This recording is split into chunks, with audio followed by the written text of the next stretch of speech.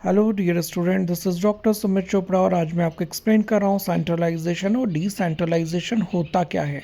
Centralisation एक इस तरह की सिस्टम होता है ऑर्गेनाइजेशन में जहाँ पर डिसीजन लेने की क्षमता या बोलें पावर पूरी तरह से हेड ऑफिस के हाथ में होती है। मतलब जितने भी डिसीजन लिए जाएंगे वो सिर्फ कौन लेगा? टॉप मैनेजमेंट, जहां बोर्ड ऑफ डायरेक्टर्स बैठते हैं, जो स्ट्रेटेजीज बनाते हैं, कंपनी के लिए गोल्स बनाते हैं, टारगेट डिसाइड करते हैं, किसी भी ऑर्गेनाइजेशन का विजन और मिशन डिसाइड करते हैं। तो जितने भी डिसीजन लेने की कैपेसिटी होती है ना, फिर यही लोगों के हाथ में होती है। और यही लोग डिसीजन लेकर लोअर लेवल एम्प्लॉयज़ को कम्युनिकेट करते हैं, उन्हें बताते हैं that this is a decision और ये इसको हम इस तरीके से इम्प्लीमेंट करना है। इसको सेंट्रलाइजेशन बोला जाता है। So now we are discussing about decentralisation. Decentralisation centralisation का जस्ट अपोजिट होता है और इसमें छोटे छोटे डिसीजंस जो होते हैं उसके लिए आपको टॉप मैनेजमेंट का मुंह नहीं देखना पड़ता, हेड ऑफिस की तरफ आपको मुंह नहीं करना पड़ता है। आप अपने डिसीजन मिडिल या लोअर लेवल के मैनेजमेंट जो होते हैं वो ले सकते हैं।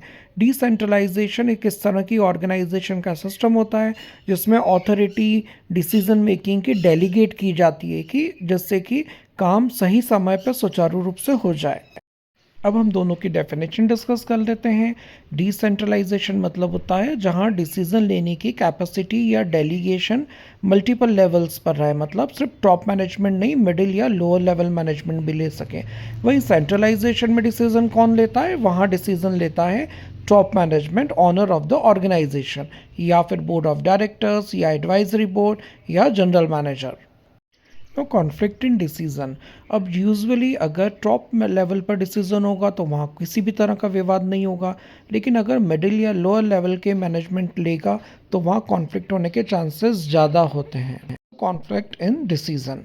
नाउ बर्डन, अब जब सबके बीच डिसीजन बांट दिया गया है तो बर्डन वहाँ पर कम होगा डिसेंट्रलाइजेशन में। वहीं सेंट्रलाइजेशन में एक ही ग्रुप के ऊपर बर्डन रहेगा कि वो क्या डिसीजन लेते हैं, क्योंकि उन्हीं का डिसीजन सेंट्रलाइज माना जाएगा।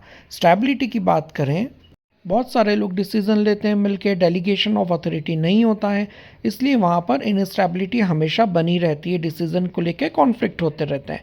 लेकिन सेंट्रलाइजेशन में ऐसा नहीं होता है क्योंकि मैन अथॉरिटी डिसीजन लेती है। डिसीजन भी देखा जाए तो जो डिसेंट्रलाइजेशन है वहाँ तुरंत डिसीजन हो जाता है, लेकिन सेंट्रलाइजेशन में आपको टॉप मैनेजमेंट का मुंह देखना पड़ता है, डिसीजन आने में टाइम भी लग जाता है। माइट बी पॉसिबल कि वहाँ जब तक पूरी कमेटी नहीं बैठेगी तो डिसीजन नहीं होगा। अब जब डिसीजन नहीं हो रहा है तो आप भी डिसाइड नहीं कर पा रहे हो कि आगे what you have to do, तो वहाँ पर आपका डिसीजन बहुत स्लो आता है। तो दोनों के अपने अपने एडवांटेज हैं और दोनों की अपने अपने डिसएडवांटेजेस भी हैं। पीपल इन्वॉल्व में देखा जाए डिसेंट्रलाइजेशन में हाई लेवल से तो नहीं, पर हाँ मिडिल या लोअर लेवल मैनेजमेंट का इन्वॉल्वमेंट होता है। और सेंट्रलाइजेशन में तो सिर्फ हैंड पिक्ड लोग होते हैं, टॉप मैनेजमेंट हो गया, एडवाइजरी बोर्ड हो गया या जनरल बोर्ड हो गया, इस तरह के मेजर लोग जो होते हैं वो डिसीजन लेते हैं। तो इसलिए इसमें लोगों का इन्वॉल्वमेंट कम से कम होता है। जस्ट डिसीजन लिया जाता है, 4 लोग 5 लोगों की कमेटी बैठ गई, they discuss about the matter and they decide what to do, और अगली स्टेप हमारी क्या होगी, यही लोग मिलके डिसीजन ले लेते हैं। लेकिन डिसेंट्रलाइजेशन में क्योंकि मिडिल लोअर पे डिसीजन लेते हैं, इसलिए डिसीजन में ज़्यादा लोग इन्वॉल्व होते हैं। एम्प्लॉय मोटिवेशन में देखा जाए तो एक मिडिल या लोअर लेवल मैनेजमेंट को जब डिसीजन लेने का अधिकार मिलेगा तो वो बहुत ज़्यादा मोटिवेट होगा। हाँ, लेकिन अगर सेंट्रलाइजेशन के कारण आप डिसीजन नहीं ले पाते हैं and you are from a top from the middle और लोअर लेवल मैनेजमेंट, तो आप कहीं ना कहीं डीमोटिवेट होंगे कि आपका जो मैनेजमेंट है वो आप पे ट्रस्ट नहीं करता है, आपको किसी भी तरह की डिसीजन लेने का अधिकार नहीं है, तो आपको एक अपनापन फील नहीं होता है कंपनी में। You just feel that you are a paid servant, और एक मशीन की तरह आपको बटन दबाया जा रहा है और आप काम कर रहे हो, उस तरह की फीलिंग आती है। लेकिन जब एम्प्लॉयज़ को इन्वॉल्व किया जाता है डिसेंट्रलाइजेशन में, सो दे गेट मोटिवेटेड कि हमारी भी कंपनी है, we are also able to take decision. Ideal देखा जाए तो जो डिसेंट्रलाइजेशन है ना, वो लार्ज साइज ऑर्गेनाइजेशन में के लिए बहुत अच्छा मॉडल है, क्योंकि इतना ही बड़ी ऑर्गेनाइजेशन है, इतने लोग काम करते हैं कि हर डिसीज़न के लिए 4 लोग मिलकर डिसीज़न लेंगे। अलग अलग देशों में ब्रांचेस हैं तो फिर वो डिसीज़न को बहुत ज़्यादा टाइम लग जाएगा। लेकिन सेंट्रलाइजेशन जनरली जो स्मॉल ऑर्गेनाइजेशन है, जहाँ 50 100 150 200 लोग काम कर रहे हैं, वहाँ 5 लोग डिसीजन ले रहे हैं, तो वो कोई बुराई नहीं होती है। तो ये भी डिपेंड करता है कि ऑर्गेनाइजेशन बड़ी है छोटी है, तो इस पर भी डिपेंड करता है। Now come to the conclusion.